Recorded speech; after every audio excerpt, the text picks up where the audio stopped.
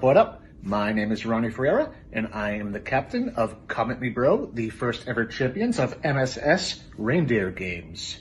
You're watching Let Freedom Ring with Dan Bollier, the #1 podcast in Southern New Hampshire. Enjoy.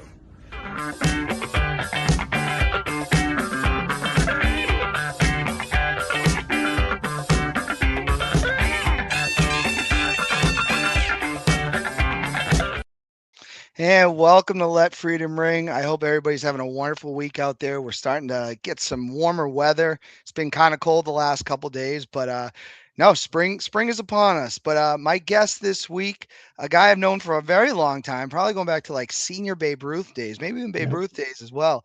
Erik Rozzi. Erik, welcome to the show. Thanks, Dan. Thank you for having me. Excited to be here. Yeah, no, excited to have you on. I know we talked about this for a little bit, but let's get to know you a little bit. Where are you from? Where'd you grow up? Well, I grew up here in Nashua. I was born in actually Lawrence, Mass. My dad was the assistant principal at North Andover High School, so my family's well known there. But when my parents split when I was young, we just moved up here in Nashua. Got a taste of all the big three sports, you know, baseball, football, basketball, all in Nashua. And then when I found out I wasn't going to be taller than 5'6", 5'7", gave up basketball, and stuck with football and baseball. Had some heart trouble when I was a little bit younger, and that kind of put contact sports out of it. But by that time I was 27, so football wasn't in the cards anyway. Just stuck with baseball. Did some slow pitch softball for a little bit, and then I went back into baseball. So baseball's always kind of been a part of my life. I've loved it. It's kind of like my Ritalin, in a way to say. You know, it makes you calm. It's your place of peace. But I do have a daughter, 7-year-old girl, single dad. Yeah, still living in South Nashua. It's like, I don't know, it's like Al Pacino. And as you've seen, I'm a movie buff. Al Pacino and Godfather 3, every time I want out, they pull me back in. So, but I love it. I like it here. Yeah, no, I mean, we know if you got a USA baseball hat, we know you're a baseball guy, because that World Baseball Classic, it's always amazing. Did you get to watch a lot of those games? I watched a lot of the USA games, and to be honest, I was left scratching my head. I was just, there was some guys on there that were just unbelievable. And the other teams too, you know, hats off to Venezuela. Great job that they did. Italy was doing great as well. Yeah. I was just blown away at a lot of these young kids that were playing well. Who was it? Manny's kid had a couple bombs off the USA, if I'm not mistaken. Yeah, the first game. He played for the I don't know if you watch the future collegiate baseball, you know, like the Silver Knights. He played for the Brockton Rocks. Brockton, yep. Yeah, that team was loaded. They had all the kids. Yeah, they had to lose it. They weren't good together though. They were like the worst team in the league that year, and it was a big hype around it. But I mean, that's just it's a summer baseball league. But sure. No. Yeah. So you've been in Nashville a long time. A lot of changes in the city. You know, I was talking about this. Someone reached out to me. They had some questions about Nashville. You know, the Garden's closed now. Leda Lane's being closed. That it's crazy to think, because that was such a staple of, like, if you grew up in Nashville, you've been to Leda Lane's 100 times. You know what I mean? Oh, for sure. It's crazy, like, to see things go away, you know? Yeah, it's I mean, Leda Lanes, that's pretty much where I tried bowling for the first time. Yeah. you know, and probably for a lot of us that have grown up in Nashville. But when that went away, it was sad. I mean, I haven't been there for years, especially being in recovery. I think the last few times I was there was in Kegler's Den, right? Because you get to watch any of the football games or sporting events and get cheap beer there and hang out with good people. But yeah, there's a lot of things that have gone away. There's things that have stayed. Fun World for one of them. I don't know if you went there when you were a kid and brought your Fun World survived everything. It survived right? The pandemic there, you know. They're still going you could strong. You could bring your report card, get free tokens, and oh really? Yeah, so now I bring my daughter there. If it's a rainy day and it's a daddy-daughter weekend, I bring her there and she plays in the playground. And I show her there's a rocking horse there that I rocked on when I was a kid. So it's just Yeah. that memories. It's pretty cool. That is wild. My brother brought that up the other day because I mean they've survived. Because there's all these other, obviously there's always Chuck E. Cheese. There's the Yeah. Dave and Buster's, right? Hmm. But I guess that's not till like that is like it's for adults too. But there's all Fun World Surviving. That's a great call because that is still there. Oh no, that's awesome. My heart is always, for Nashua. I'm one of those people that, I get offended when people say trash. I don't like that. Don't call it trash. Like I'm Oh really, yeah. I really do feel, I don't know if you feel the same. Like I couldn't have grown up in a better city. Like I love that place, Oh, it was great experiences in Nashua. That when we were growing up, we had great athletic programs. At the time, it was just the Elks Crusaders, and we were consistently in the playoffs or state title. Great coaches. Some of the best coaches I had were in the Elks Crusaders. Babe Ruth baseball was good. Um, I don't remember. Dan, did you play like Bambino and stuff like that, or Yeah, Nashua were North. you North? Okay, so we were in the South, but again, it was a great tournament. You'd have that city tournament, and then you go off to have the All Stars there. It's a great city, and to see it grow and expand is awesome. There's bad parts, but tell me one city that doesn't have a bad part. Well, that's the thing. It's a city. It's not a town. Most of the Right, places in New Hampshire are towns. Like Manchester, Nashua, and Concord are your cities. right. So Yep.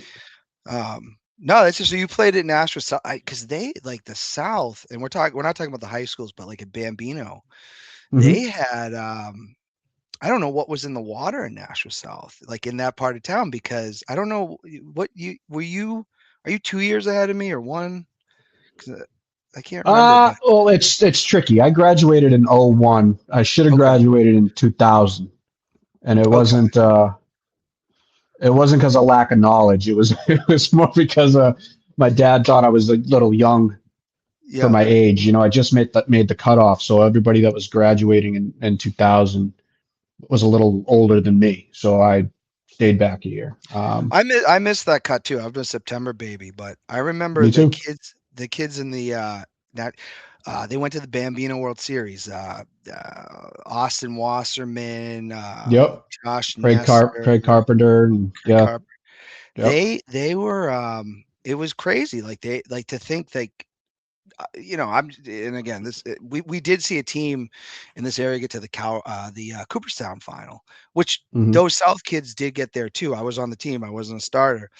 But to think like this little piece of Nashua where you're not combining everybody, this group of kids of 9 players and whoever was, they were able to get to the Bambino World. They were get how does that even happen? How they it's like, it's one of those things like how the Beatles all in Liverpool, like how are these kids in one little spot of Nashua?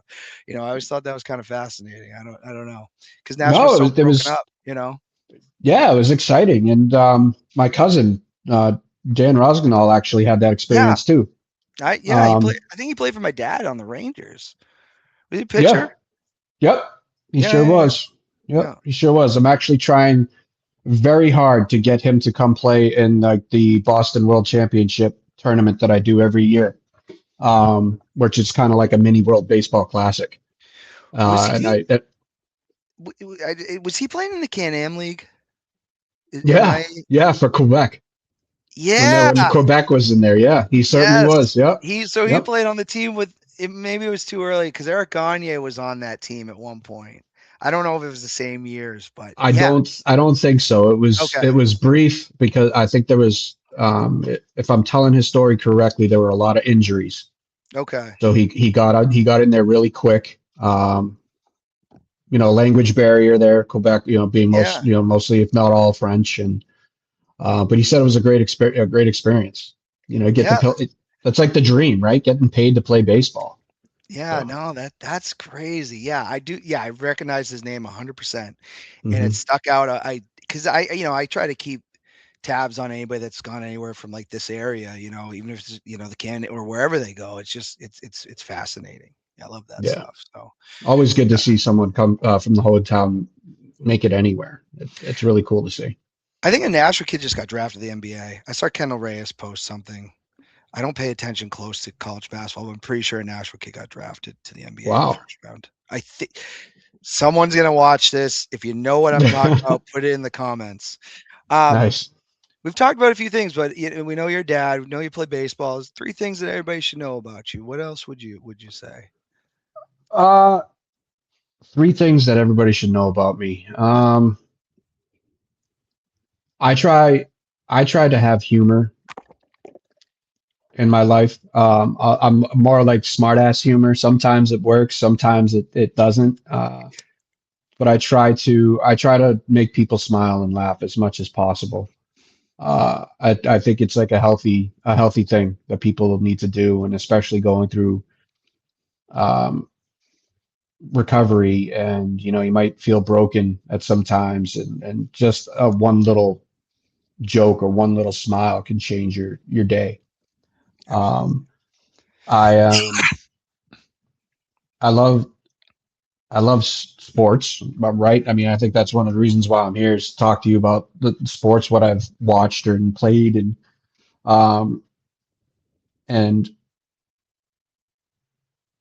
you know, this is tough. You know, I thought this was going to be an easy question, but like some of the 3 things, I mean, it's just I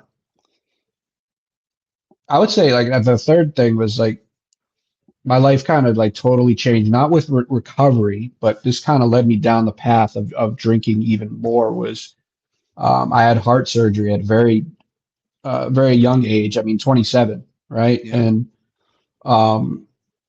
you go from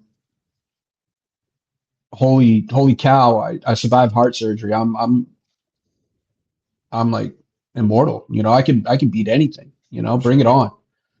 And then one day it just clicks, and then you're like, holy cow, I survived heart surgery. I almost died. Then you realize your own mortality, and you just, fear takes over, right? And then you get in your head, and that's the worst place to be in, and it downfalls from there. But I guess what I was trying to get at for the third thing is I'm a survivor. So. No, I like that. I mean, so how did they find that? Did you like, was it a routine checkup? Did you have something happen, or? Well, it was weird. I was you know, everybody in the aorta valve, you have, it looks like the Mercedes symbol, or yeah. So you got one flap going straight down, and then 2 flaps to the left and right side. Some people are born with a bicuspid valve, where one of those flaps is fused together. Mm-hmm. And so you could have a perfectly good life. There's nothing wrong with that. But what happened with me, I got a blood infection. Now, I didn't do drugs. It wasn't any dental work. You know, those are the 2 main causes. It was just a freak thing. But because I had that valve, it's like a target for the infection. So the infection went in there and essentially ate away my valve. So I was having these symptoms like it was the flu. So they would give me antibiotics, and of course it would make me feel better because it's an infection, right? The antibiotics is fighting it. But the girl I was dating at the time, she's like, you're not right. You got to go to urgent care. And, you know, thank God I did, because they just did a blood test, found out I had a blood infection, and went from there. It was about 2 weeks before my birthday. My mother's looking at the doctor, the cardiologist, saying, hey, you know, the cardiologist said we have to do emergency surgery. And she's like, well, he turns 28 in 2 weeks. Can we bring him back? And he was like, he's not going to make it if we do it. So a lot of damage happened. I dropped like 30 pounds in 3 weeks. Oh, it was insane. But the weird thing was, like, right after, you feel amazing. Like I was up and walking, not much, of course, because, you know, you have to build up your lung capacity and things like that again. But the biggest thing, it took me forever to get used to, because it was an artificial heart valve. It looks like you ever seen in the movies? You're gonna hear a lot of movie references, people. But like when they're on the ships and they're doing Morse code Yeah. with that thing, that's what my valve looks like now. And it's like a metal valve, and it actually ticks. So I constantly hear ticking in my head. So it sounds like a watch is constantly ticking.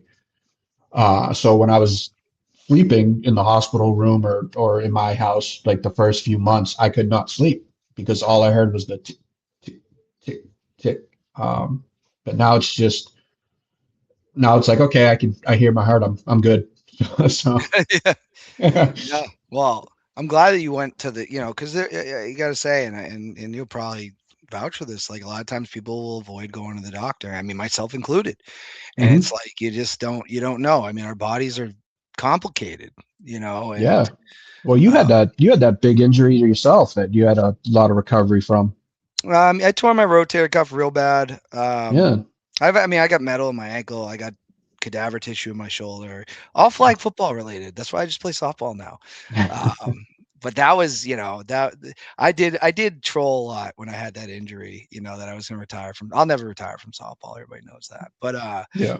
yeah, no. Well, I'm glad that you're here, and Thank you. that's really scary. We have lost some people, over the years, to heart conditions and stuff, and Hmm. so I'm really glad that that didn't happen. Thanks. Um, I appreciate it. absolutely. Now here's the money question that we ask everybody, and it's sticking with the theme of the show, and it means a lot of different things to a lot of different people. What does it mean to you to be an American? It's a very It's good a loaded question. question.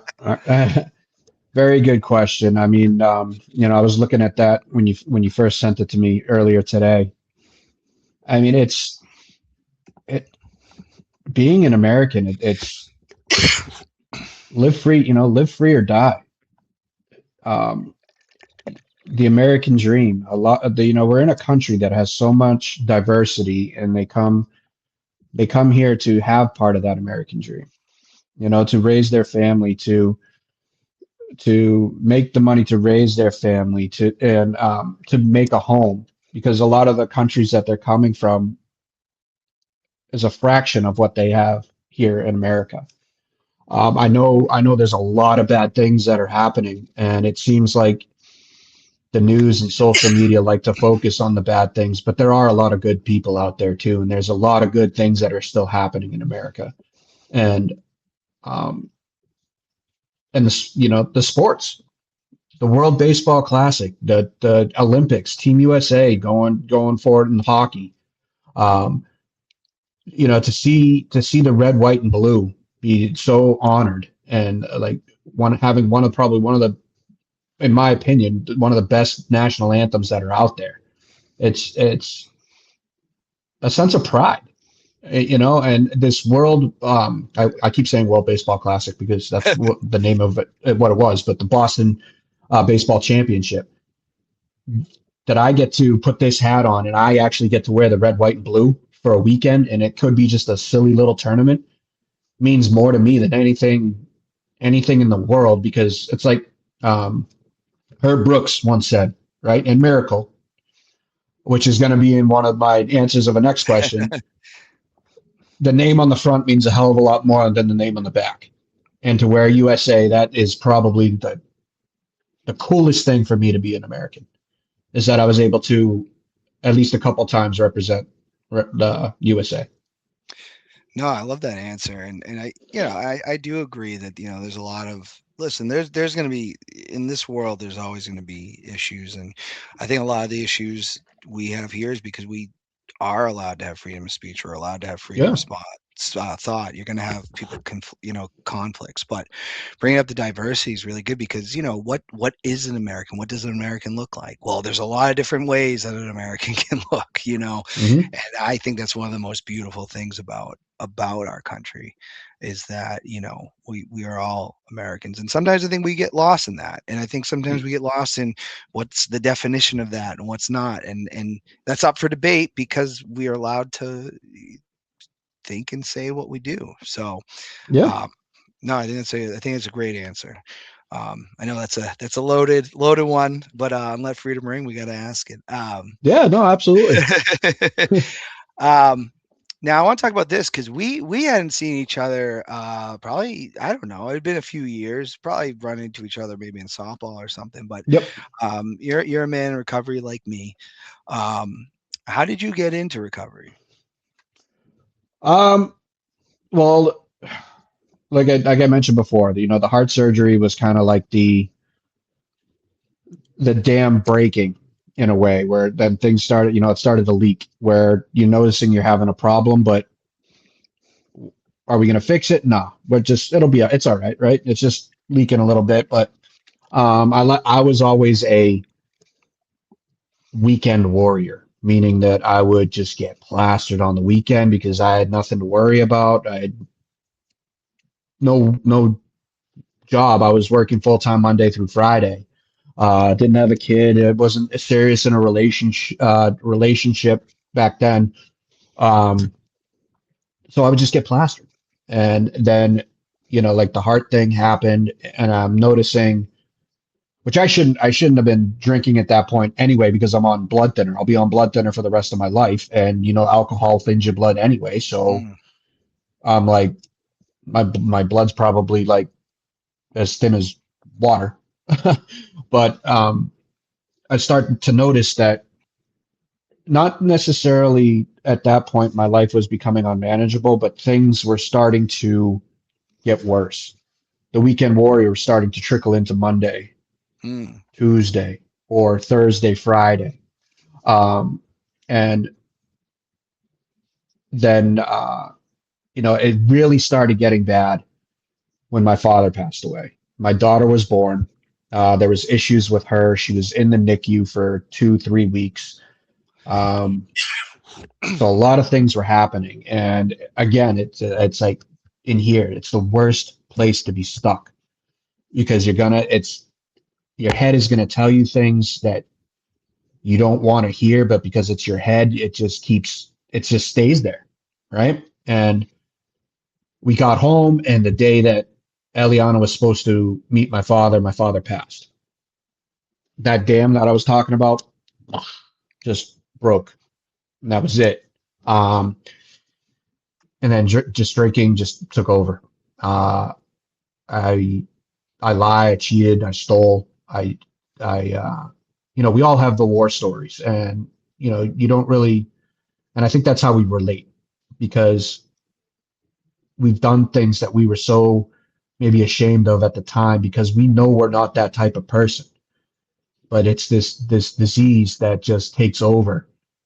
And it's the thinking, really. It's the thinking. It's not the drinking. It's the thinking that gets you to the drinking, and the drinking is that crutch. So I ended up going to rehab, because it was affecting my marriage.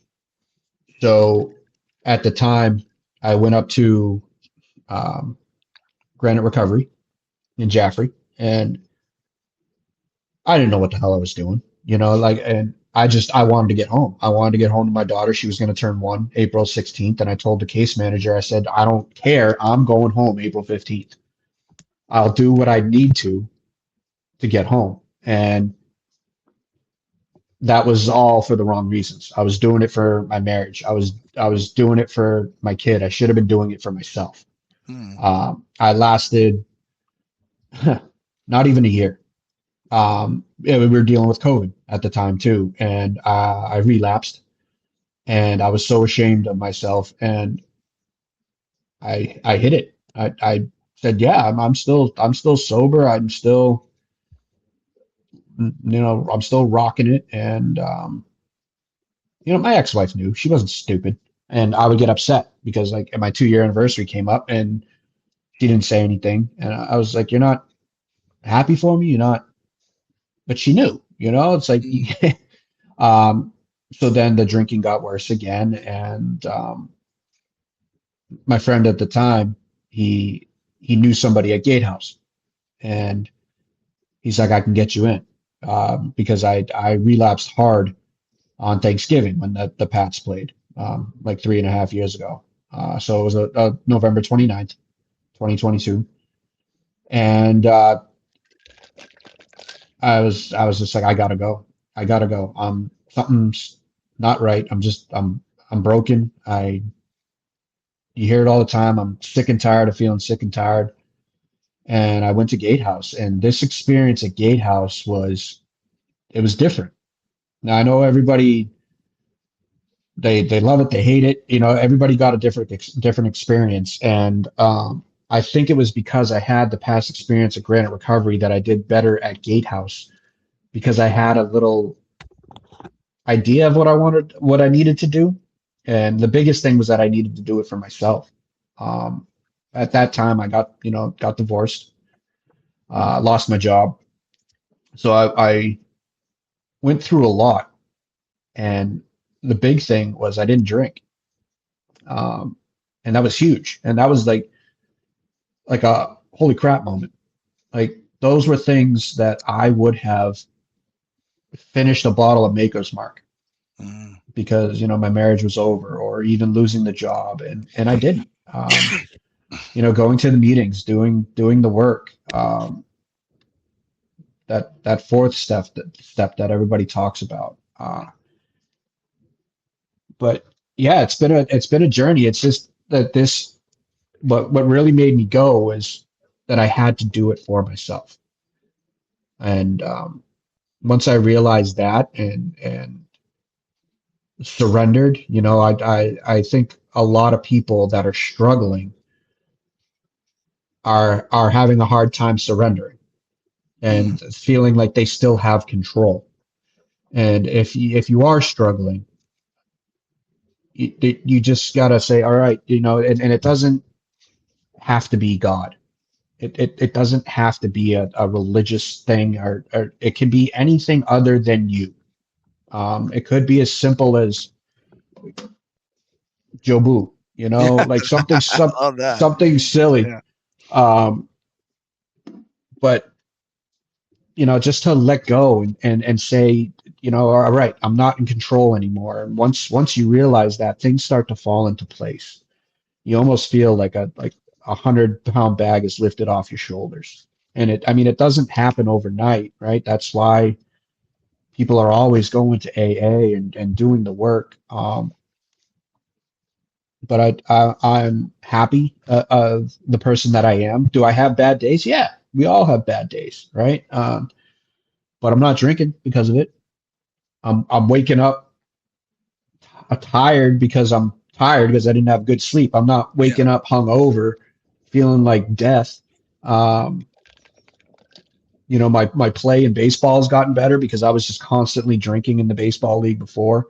And now that I stopped, I've actually done well. I'm playing in tournaments and making all-star games, and um, I can't imagine uh, another life now Yeah. without going through. Like I probably wouldn't be here if I didn't go through recovery. I 100% agree. I mean, alcoholism's it's a tough thing. And, talking about like going to a treatment, like, I have my opinions on Gatehouse, but at the same time, I don't think it matters where you go, because really, you know what rehab is for? It's really you detox, and then you start learning about kind of what life's going to look like and what you need to do there. So I don't think it matters. You can use any excuse that you want, right? Like I always looked at it as like, once I've detoxed, right now it's a choice if I ever went back, because for so long, I was, you know, it was the culture. Like a lot of the culture was all it's like this kind of like how it was. Like we drank all the time. Mm-hmm. But I do really believe alcohol affects different people different ways. I drink, I'm never gonna stop. I won't, Yep.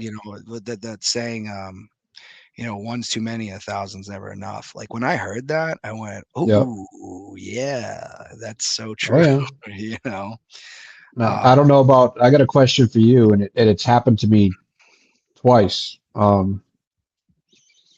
Like, you ever just driving, not thinking about it at all, not thinking about drinking at all. Next thing you know, you're at a gas station buying a 12 pack, or in my case, I was at a liquor store buying a couple of nips and a bottle of Maker's Mark.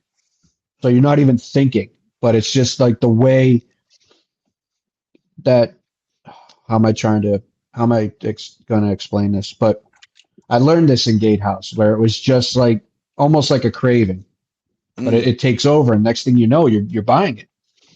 And that's kind of like, I think where they get to where your life can start being unmanageable is when you're driving down the road, just having a drive, and next thing you know, you pull into the liquor store without even thinking. It just takes over. It is a big part of it. Like I know, like for me, like I tell you this, every New Year was the year I'm gonna stop. Because like as you get older, this shit's killing you. This is bad for your health. Like, because I was like, I'm gonna grow out, in college, like I'm gonna grow out of this. And I never did. And I'll tell you this, for years, I'll even say this, like the end of my drinking, my behavior wasn't really all like crazy, but the physical dependency was like I'd go to the store and I would be drinking the wine or whatever I got before I got out of there because I was, shaking and I felt so sick, so like, yeah, it is a big thing, but like, every time I would try to do it on my own all the time and it just would never work. I could probably get 2 weeks. That was usually about, and this is like detoxing yourself, right? Which is a terribly dangerous thing. And I'd get 2 weeks and be like, I'll come back to this. And that was the recurring cycle, for years until, at 38, I'll tell you this. I remember the Vikings coach, the coordinator. He died from alcohol withdrawals. And he was 38 and the headline came up. And then I read that and I went, ooh. And it started to feel real. And then, losing a friend, Bill Munson, and then he didn't die from alcoholism or anything like that. Bill had a heart attack and it rocked me. And I hadn't seen Bill in a few years, but we always kind of kept contact on Facebook. And it became, I thought I was just going to die, and I was happy with that. Like I was content on that. And then when Bill died, it became very real. It became very real, and I said, you can either do something and live. You're middle-aged at this point. Yep. Or you can pack this in, drink yourself to death, and that's your legacy. And for me to be like, I don't want to, like, I've said this in AA a lot, like, because I don't want to like sugarcoat it. I got sober because I didn't want to die. I didn't get sober because I was upset about and there was behavior that needed to be addressed after, and I'm not saying that, but I didn't get sober because of that. I got sober because I didn't want to die. And that's the honest to God truth, and like you, I mean, it's life changing because we're on this temporary journey of life. And I never looked at it that way. I always looked at it as like every crisis was this major issue. Right. And I could put on a good show. I could make everything look great on the outside. I had no problem doing that. And I could make you think I'm the happiest person in the world. But at the end of the day, there's this dark cloud of alcoholism hovering over my head. And, a lot of people didn't see, sometimes they wouldn't see when I was drinking and stuff. And it just, my life now and my life then is like, it's like two different lives. Like I lived 2 different lives. I never thought I could be a sober person. I never thought that was possible because everything I did didn't work until I said, I need help. Yep. You're exactly right. And that's part of this. That's part of the surrender. By you saying you needed help, you're surrendering. You couldn't do it on your own anymore. And it's funny, like I was at a meeting before I came here, and they were talking. Crap, I just forgot it. I had it, and as soon as you stopped talking, it went right out of my head. Sorry, I just. But another point that you had was that, we focus on like the littlest things and we think of them as such a big problem. And, I saw something on Facebook today. It was 2 pictures of the earth. One was exactly like the other. And one said,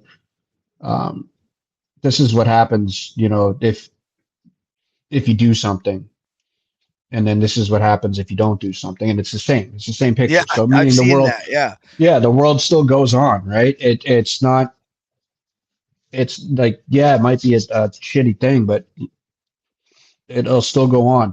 Even Tom Hanks was in a show, and he was talking to another actor that might be having an issue, and he's like, you know what, all the bad things that happen, this too shall pass. All the good things that are going to happen, this too shall pass. Just meaning that it's going to go on. And looking at life that way, and I'm by no means, I'm not a master at it, because there are times where I have a pity party, and um, I want people to feel bad for me, and that's my character defect. I'm an alcoholic. It's going to come out. But then that's when you need to realize there are tools, there are people in your network that you need to reach out to, and maybe they need to tell you, hey, Eric, get off the pity pot. It's all right, and say a little prayer, do a meditation, do something to get out of your head, because it's really just, when those things happen, I'm stuck in my head, fear's taking over, anxiety, I'm worrying about the future that you can't even control. We don't even know if we're going to get to that. Yeah, exactly. Yeah. Exactly. So, but it's a crazy world, and I never thought I would be like this. I never, like you, I never thought that I could stop drinking. There was a time in my second bout with rehab, I was like, this is gonna suck. This is gonna really, really suck, and it didn't, because there were people there. It was that surrender piece came out, and it was just um, coming together. A lot of people say that they saw the light of God, or and mine wasn't as extravagant as that, but I think it was just that point where I surrendered. I remember it like it was yesterday. I was in the parking lot of Gatehouse in my car going to like the first class. I was in what is it, IOP? Was that when we were out or something? I think that's like the after, right? Like you've done your Right, 20. yeah. I didn't do that, but yeah, it's after the 28, 30 days. I was in that. And I was having a conversation with my ex-wife, and we were arguing. And at that time, I remember I just threw up my hands, and she was on the phone, and I was just like, you know what? I'm scared. I'm scared. As the divorce wasn't final. I didn't know what was going to happen. And that's when everything just kind of lifted, and that's when things started to click. But I like who I am. I'm starting to love myself again, which was the big thing. And you start to see things coming around. I've got a great job now that I love. They're very understanding with me being a single dad, and having to move around with my daughter. So they're very flexible with me as long as my work gets done. I picked up a part-time job at Dick's, so I get to talk to people about, I get to talk to people about sports, baseball, and I go crazy when I see parents coming in with their little kids. So I get to tell them my story about my daughter, and then they tell their story about their kids, and then next thing you know, they're buying 2 bats, a glove, and cleats. So it's like awesome. And to be, I think one of the questions that you had for me in recovery was like, well, one of the biggest things that I get out of recovery, right? Yeah. And that's being present.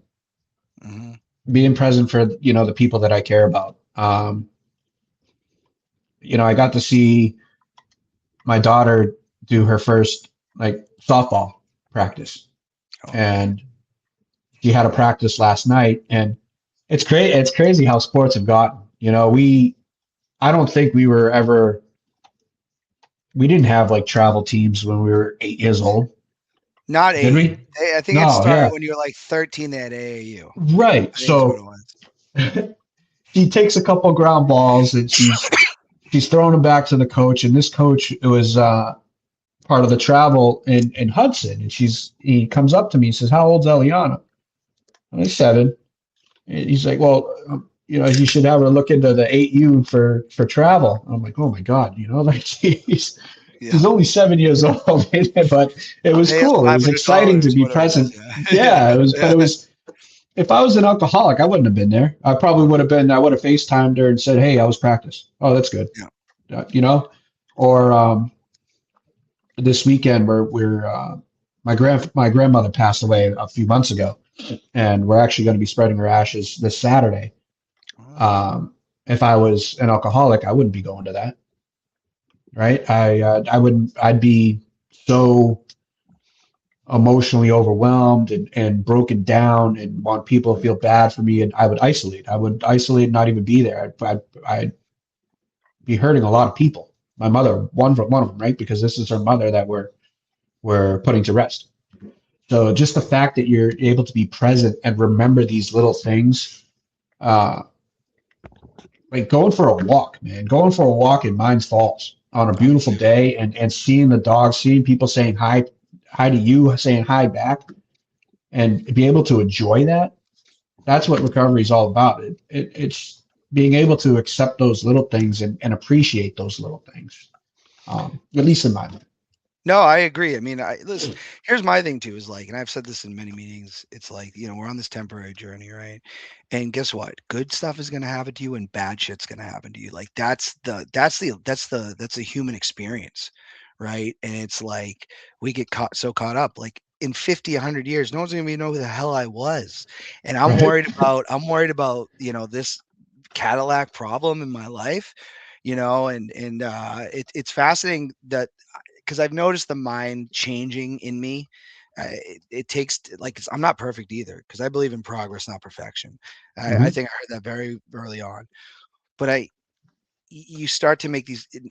I always used to say that Van Wilder quote: "Don't take life too seriously and never getting out alive." But I didn't buy into it. I actually buy into that now, where I'm like, maybe things aren't as serious as I was making them. Maybe I don't have to argue with someone I don't even know about politics, or you know what I mean? Right? Like maybe there, the issue was me.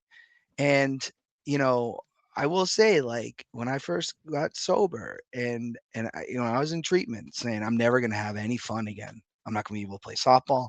Patriots games, those are out the window. What I learned was I actually enjoy these events more than, because I can remember them. Like I don't know. I love Janet Jackson. She's the love of my life. Like, don't tell me, like on a side, celebrity crush. I went and saw, Janet. I went by myself, Janet Jackson concert. And I will say, and I was at the top of like the hill at the Xfinity Center, the outdoor. It was the greatest concert I've ever been to in my life, because Nice. I was not hammered. I remembered it. I wasn't in a beer line. I got my Coke, my water, and I stood there and I watched the concert by myself and was like, this is what life is, like, enjoying this moment, and Absolutely. it hit me. And I'll say my relationship with God has changed tremendously. Like I used to pray to God to help me with this, help me with that. I don't do that anymore. Like, I'm more focused on, what do I need to do? I'm responsible for me. The Yep. big guy upstairs doesn't need to fix all my problems. I can pray, and say, maybe I do need help here, but not like that begging. Oh, please let me get this. Please let me get that. Like, I've learned to get away from that, and Yep.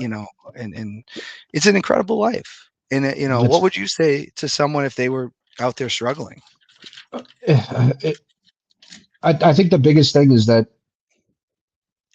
you're not alone. You are not alone. And when I know when the first person really introduced me to AA or told me about AA, it was a different experience, because when you're looking at AA then, I'm gonna admit it, I looked down on it because I thought, oh, is it an alcoholic? That's bad. That's like, you see it in the movies. They're so stereotypical with like the broken down bum look, and Living under a that's bridge not with a exactly yeah. So, and it's not like that. You have people there that are regular regular Joes that have jobs. They're high functioning, and they've gone through the same, if not worse, scenarios that you've gone through. And these people that you've never met and have actually done the work for years will love you the first time that they introduce themselves to you, and they will help you if you want to be helped. Yeah. So if you are struggling, there are people there just like you that will help. I mean, I will be more than happy to be one of them. I can't sponsor, but I can certainly give advice. I'm just not at that point yet. And we But connected when I first got sober. I remember, we ran into each other. I think I sat with you at the yep, Good Shepherd, and I'm like, yep. Eric, what the hell does this mean? And Mhm. that was a cool experience, and it was like that was cool too, because we played baseball together. I knew you, but we didn't know each other all that well, Yep. but we had that common thing, and there's AA to me, and it's not for everybody. If you can get sober in other ways, because I don't want to knock on some of the other things. Each Right. Of individual is course. different. I can tell you though, I love meetings. I love being at the meetings. I love the people in the meetings. I love it. I really do. And it's like one of the best things in my life. And to be honest with my home group, we lost a member of our home group the other day. And I had said, like, this is the group that I joined right after treatment. I said, you guys are like my sober family. Like, you guys are like I feel gutted right now. Like, I lost a family. And then these are people I don't have them on Facebook. I'm not following this is my family on Friday nights. And Hmm. it's an amazing thing. And it felt gutted losing a member. We'll have to after this, give me the information about the Friday night meeting. I'll check it out with you if Yeah, I'm no. if I'm not working or whatever. Yeah, absolutely. And we're there, every Friday. We'll talk about it. I do Yeah, want for to talk sure. about this though, because you're still an active baseball player, and we promote Yes, the show. sir. You're playing it, which is amazing, because I jumped in a game one time at 29, and I'm in the outfield, and someone hit a fly ball, and I almost crapped my pants. Like, the thing looks so small. I've been playing softball way too long. What's it like to still be playing? It's awesome. I mean, it's really cool. I didn't think I was going to play again. Um, uh, it came back because I was playing at Curry College. This is all before my heart and stuff, and I was too immature at the time. I was again the drinking was bad, but I put athletics more in front of my studies, and I ended up quitting school and coming home. But then just playing for fun at Roby. We were just doing like home run derby, and then I asked the guy, hit me some grounders, and it just so happened the coach at Riv was there at the time, and that got me back in. Oh, nice. Yeah, so it's just a great experience. But then I was seeing I was playing for the wrong reasons, right? Like, I was trying to go, or I was going to school for the wrong reasons. I was trying to play baseball and not go to school.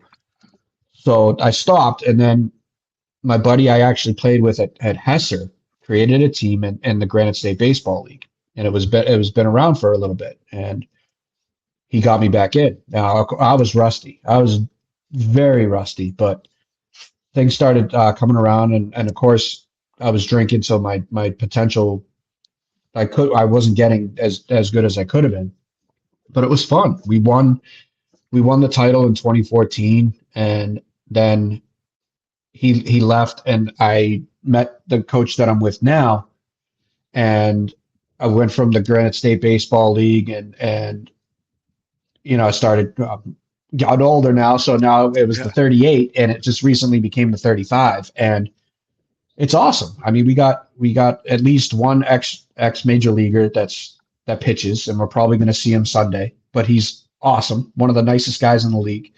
The talent is pretty good, and it's fun. Um, but it's also serious too. I mean, we want to win. Of course, we want to win. But there's to me there's nothing better than getting out on a baseball field on a sunny day. Smelling the fresh cut grass, and to me there's nothing better than a baseball hitting a wooden bat. I just Mm. love that sound. And it's just, I'm excited for this year. We're going to be playing a lot of games at St. A's, so we're going to have a decent baseball field. Ooh, I know how You to know, get there now. You'll have to let me know. yeah, yeah, definitely. Definitely will. And the tournament, I'm so excited for the baseball championship tournament. We came in third last year. Um, we did really, really well. This kid on the other USA team just shut us down. It's just because it's 20, it's 28 plus. So at that time, you still got some kids that are like in their prime Yeah. and they're throwing gas, absolute gas, and they can make the ball move. Not like the major leaguers, like Christ said, there's that guy at the Mets that just can make the ball move from like 3 to 9. I've never seen any movement that just literally goes across the plate. It's insane. Um, but it's a great experience. I love it. My daughter loves watching me play. My mom, when she's here, she loves watching me play. We're actually getting a great fan base. It's a lot of fun. It's a lot of fun. I mean, if people still want to play and think they have some skills left, come play. I mean, we have people that don't have any that don't have. Well, I shouldn't say don't have any skill. They have some skill, but we have them because one, they may not have the best talent, but they show up every day, and we will take that over someone that's probably the best on the team, but only shows up once or twice this season. Um, so we have, that the talent is all over the place, but it's still good. The competition's good, and it's been around. It's been a steady program for quite some time. Does Eddie Bush play in that league? Yeah, he plays for the Dodgers. I'll be playing him a week from Sunday. Because I know he goes back and forth between baseball and softball, and I know you have too. Like, I'll tell you, that one game I got in, I gotta say this: they had the guy pitching, and he was in his 50s. That he used to coach Nashua North, and he was a pro ball player. I beat out an infield hit, so I had a hit off a former major leaguer. Just want to There say, you go. the guys on the bench, because Eddie asked me to play, and this one guy goes, "This guy right here, heart, all heart," like he's freaking. Like it was what would you say though? You play a little slow pitch softball. Obviously, the games are different. Is there any difference in the culture between like slow pitch and baseball? The culture, I wouldn't say the culture. I see a lot of similarities in the culture as far as it's like a family. You got a lot of people there that are close. It looks like you guys have made great friendships. I mean, I went to that July 4th tournament with you. I think it was a couple of years ago, and I loved it. The only person I knew there was you, but I made at least 4 friends that day. I check in with them once in a while on Facebook. I see sometimes they like some of my posts.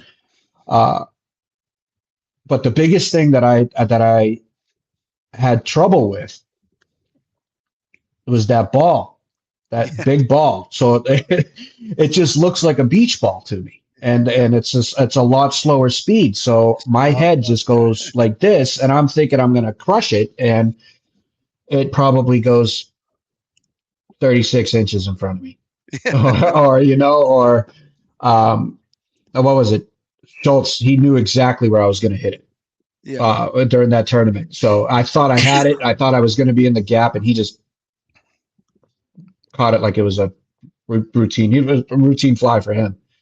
But I admire how softball has become. There's a lot of videos that I've seen on Facebook and online, and it is just, it's crazy. And the way that you guys can place the ball down the line or in the gap, it's amazing. I mean, yeah, you're taught to do that in baseball, but you can't.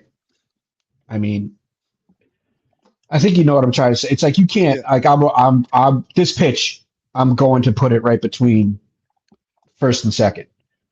No, I mean with a 90-mile-an-hour fastball, you got to adjust and pull it, or it seems like no matter what pitch in softball, you can actually just hit it to the opposite field if you wanted to. I could be wrong, but I just but I like the family piece of it and the community, and that which I like about baseball. And if you guys are out there having fun and good sportsmanship, and it's going to make the league stay around forever and people coming back. And that's what I like about it a lot. But I always had the hardest time hitting because I thought I would be able to just smack the hell out of it, and I couldn't. It's crazy because I've been playing softball way longer than I played baseball because I've been playing Mm-hmm. softball for 21 years. And yeah, it's a good culture. And I will say, like, softball in a lot of ways, I mean, at this point in my life, like, all my friends that I have are from softball that I talk to, you know. And I'll say this, I might not be sober, you know. Softball at one point was a big part of my drinking, but it was also a big part of my sobriety because there's the sober community in softball is huge. So before I ever got sober, I started to meet sober people and learn or knew where to go, knew what to do, and I had people I could, like, rely on. And then I already had, like, this sober network of people that were sober way before me that I knew from softball.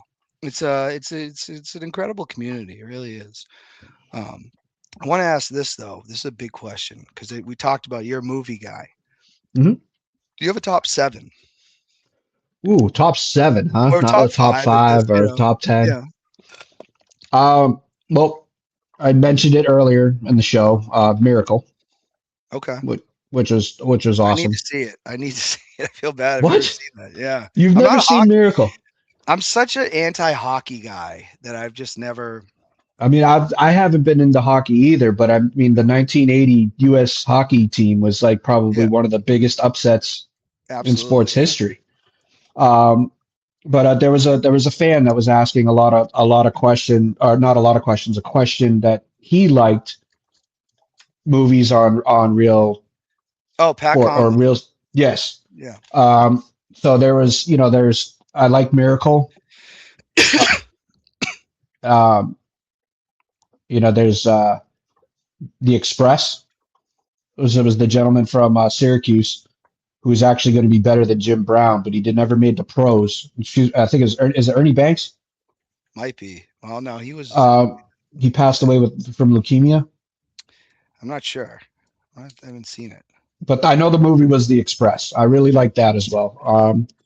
But for comedy, I liked. I'm like a Mel Brooks fan, so I like Spaceballs. I like Two's Robin coming Hood Men in out. Yeah. Tights. Yep, I'm very excited for number 2. I'm happy Rick Moranis came out of retirement to do Dark Helmet again.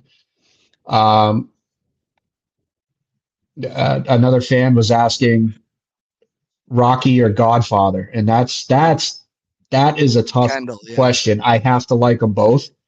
I mean, Rocky. One of my best is Rocky 4 when he just goes to Russia and beats the Russian. Ends the But I Cold love, yeah, yeah. Yeah. I mean the speech at the end was a little much, but it was a great movie. But I love The Godfather. If you couldn't tell, Erik Rozzi, I'm Italian. So it was like every time I was with my dad or my brothers, something Italian was being talked about. Goodfellas, Godfather 1, 2, 3. We don't really talk that much about. Once Upon a Time in America. There's so many that talked about that Italian culture and the mafia world. I'm also a little nerdy, and I like the superhero movies. I don't pick Marvel or DC. I give a lot of props to Michael Keaton, who was like the Batman at the time as far as creating the superhero movie, right? And Christopher Reeve being Superman. And then there's Tobey Maguire on the Marvel side that really started it all for Marvel, and look where they are now, but I didn't really give you a top 7, huh? So Godfather's in there, Miracle is in there, Major League is in there for me. Major League. So it's not going to be in order, but and I like good thrillers. There's Sinister. I like the Sinister a lot. How many was that? 4? 5? Yeah, I think 4. Half Baked I liked because it just made me God, just that's made what me made me love laugh. Chappelle. That's what put him on the map. Yep. Goodfellas. Let's see. Goodfellas is probably my number one. That or It's a Wonderful Life. Goodfellas, though, I could just turn that on anytime. Any time of year, you know. God, there's so many. It's so hard to pick from. You know, I liked Raiders of the Lost Ark, his first one. And let's see, I do like the original Spider-Man, Tobey, because it started so much. And William Dafoe, I think, is an awesome Green Goblin. He's just psycho. He can play any psycho. I think he would be a good pick for the Joker if it was an older Joker, but that's an opinion. And I'll give you one more. I said Major League, right? As I'm looking at Joe Boo again. Yeah. The Program. I'll name one more sports movie, The Program. I thought that was really cool how they talked about the college football and how it worked. And this was way before NIL and players getting paid and oh god, transferring every 6 months. And you know, so it was James Caan was the coach. Oh yes, yep. Yeah, it was crazy. And they actually, you know, the hazing that they did. They actually had to take out a scene because kids actually did this hazing where they laid on the lines on the highway, or a main road, and cars are just driving by. They did it. Some team did it, and unfortunately, a kid was killed. But the movie was great. Where do you stand on Bull Durham? I like it. It is actually in my film collection. I like Field of Dreams. There are even parts of, since you got me on a Kevin Costner kick here, For the Love of the Game. Yep. I know that the baseball, it was more of a love story, right? But there was some great baseball in there, you know, and John C. Reilly, of all people, right, is his catcher. And he's like, we don't stink right now. You know, we're going to play awesome for you right now. You know, and that's awesome. That's a cool line. You know, the guy's pitching a perfect game. And those are the things that would be really said. And speaking of which, now I know another movie. I don't know if you've seen it. It's Undrafted. It's the guy who directed it was actually the kid from Jurassic Park. Timmy. Yeah, Tim. Yeah. So his brother. It's a true story about his brother, and he didn't get drafted. So this was right after the MLB draft. He didn't get drafted. It's the semifinals of this amateur league, and the starting pitcher was the guy who plays Superman in Lois and Clark. Mm-hmm. The designated hitter is actually the Deep in the show The Boys on Amazon Prime. So there are some good. Belushi, the one that survived, is John? That's still alive. Yep. Yeah, John Belushi. He's in it. He plays the kid's dad. Or Jim Belushi. Jim Belushi. Yes. Yeah. John. Yeah. But if you haven't seen it, watch Undrafted, and you can relate to it whether you play in softball or you play in amateur baseball. It's a riot. You know, they talk about bench bets where the three guys that are sitting on the bench are betting on their team on who's going to do what, and having crazy debates about stupid things that don't even mean anything. It's just and you have, like me, because I was playing in a 21 plus league last year and I'm 43 years old. They had a 33-year-old guy that was playing in an 18 plus league. So it's you can relate, and it's a great movie. I recommend it. So yeah, it's called Undrafted. Did you? I have two more questions. They're fan questions, but did you see EFIS, the one that was directed? No, I want to so bad because there was one guy wears a National Pride hat, right? His name is Franny. Franny. Okay. Yeah. Franny. Yeah. Okay. Yeah. And I don't know if you know Pete Mankar. He's been on the show many times. Friend of mine. He played Glenn Murray. He was. They used a lot of the National Pride names, and his character was Glenn Murray. It's a movie. I would see it and develop your own opinion. It's not for everybody, I can say. I will say that I may have better stories from softball than I could probably make a movie that would really make people laugh. Hard, but Hey, you could. yeah, you never know. Yep. So my buddy KPG, Kendall Payne Glover, member of the Four Families, he had two more questions. He said, "Is it possible for someone like myself to dominate without prior experience in baseball?" To dominate? It's hard to dominate with experience. Yeah, exactly. I'd have to say no. Me, me growing up, the hardest thing I think to do is to hit hit a ball with a stick. You know, It's that's the probably hardest. just, yeah. And then nowadays you got people that are just chucking 102, 103 like it's nothing. And now they have breaking balls that, like I said, they'll just go from one end of the plate to the other in a matter of seconds. It's hard. I mean, anybody can practice and get up to it, but you do have to have a certain type of talent already. Um, but yeah, to dominate without any experience. I mean, I like me, I wouldn't be able to dominate in football if I didn't have any experience, or I couldn't basketball dominate or in hockey. volleyball. Yeah, or volleyball. Yeah, I couldn't, but hockey definitely. I've tried it to skate, and let's just put it this way: Fulton Reed from the Mighty Ducks could skate circles around me, and he was their worst. They were the worst skater there. So, and Mighty Ducks, they're on my list as well. And he has one more question. This is a pretty loaded question. He says, "Do you regret anything?"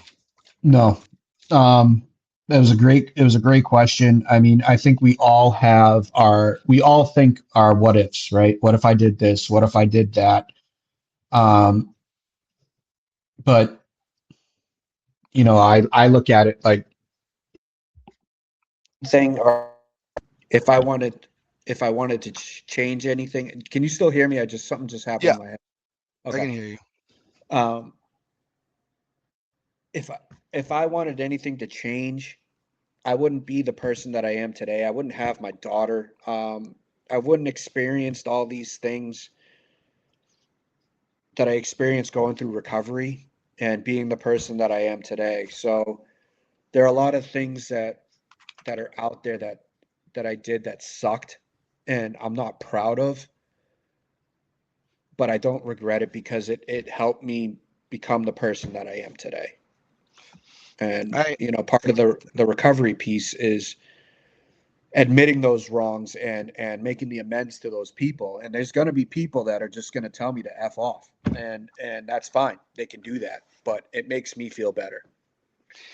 Yeah, at 41 years old, I would never focus on regrets because everything that's happened in my life has shaped who I am. And I think looking back, I think it's such a waste of time to look back and have regrets. I really do because it's just it gives you something to do, right? It gives you something to think about. It's a waste, in my opinion. So Well, especially for people like us, Dan, the alcoholics, it's like a one-way ticket to depression that could lead to relapse, and yeah, it's dangerous. yeah. I It's just don't dangerous think for anybody. I don't think it's worth it, especially when I've learned so much in the 3 years of the halls too that I wouldn't waste time on that. And pretty much, listen, my life is I'm exactly where I'm supposed to be because I have acceptance, and I accept that everything that happens in God's world is up to Him, and I just do, and I just got to be Dan. I just got to be Dan every day. That's all I got to do, and that's not Yes, too sir. hard, So, but Erik, I super appreciate you coming on. Would love to do Thank you. this again sometime. Um, Definitely. so, but yeah, we'll talk off air in a second. But everybody out there, have a great rest of your week, and continue to let freedom ring. Night, guys.